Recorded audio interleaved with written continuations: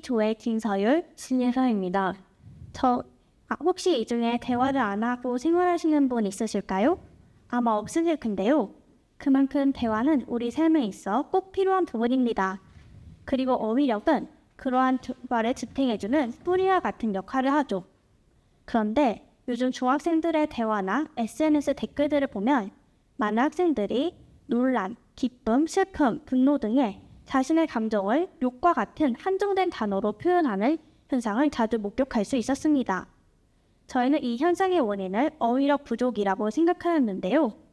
그래서 이 문제를 해결하기 위해 위와 같은 참고 주제를 정하게 되었습니다. 첫째, 학생들의 어휘력이 왜 낮아졌는지를 알아본다. 둘째, 그로 인해 생기는 문제는 무엇인지 알아본다. 셋째, 어휘력이 낮아진 원인을 분석하여 어휘력을 높일 수 있는 구체적 해결 방안을 찾아본다. 이를 위한 저희의 탐구 과정은 다음과 같습니다.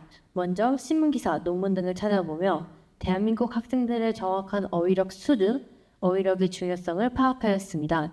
그리고 학생들의 어휘력을 직접 확인하기 위해 여러 도서에서 정리된 중학 필수 어휘와 순 우리말 단어들을 모아 단어 퀴즈를 진행하였습니다. 그 결과 평균 64%의 정답률이 나왔습니다.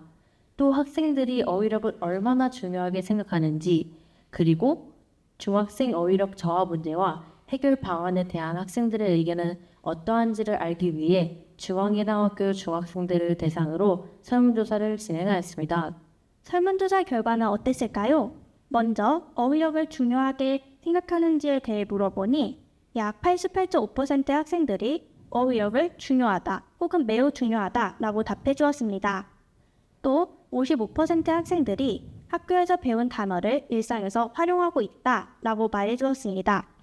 그리고 어휘력 저하 원인으로는 책을 읽지 않는 것이 54.5%, 어휘력을 높이는 방법으로 책 읽기가 35.5%로 가장 높게 나온 것을 보고 학생들이 책 읽기를 중요시한다는 것을 알 수 있었습니다.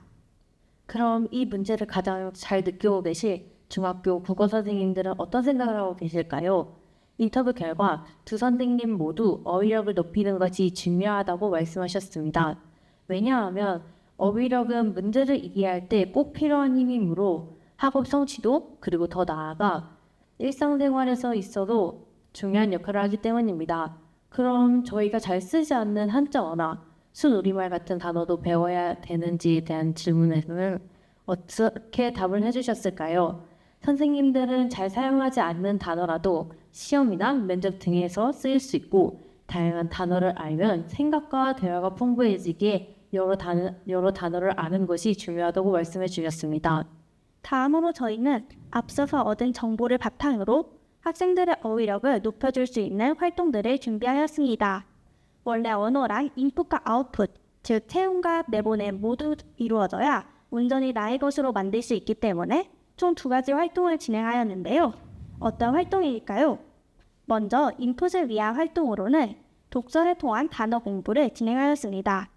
학생들에게 책을 깊이 있게 읽기 위한 4단계를 구체적으로 알려줌으로써 학생들이 책 속에서 단어의 뜻을 파악하고 이 단어가 어떨 때 쓰이는지를 기억할 수 있도록 해주었습니다.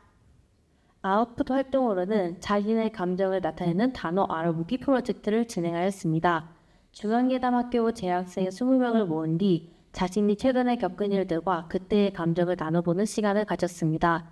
만약 자신의 감정을 구체적으로 표현하지 못하는 학생이 있다면 사전과 인터넷 매체를 사용하여 단어를 찾아보도록 하였습니다. 결과는 어땠을까요? 35%의 학생들이 자신의 마음을 나타내는 여러 표현을 알 수 있어 좋았다고 답하였습니다. 또 자신의 마음을 잘 알고 상대에게 표현할 수 있었던 시간이라는 답도 있었습니다. 저희는 중학생들이 어휘력이 낮아지는 현상이 너무나 안타까웠습니다. 이번 통계 조사를 통해 많은 중학생들이 어휘력의 중요성을 깨닫고 세종대왕님께서 만드신 훌륭한 우리말을 일상에서 잘 사용하였으면 좋겠습니다.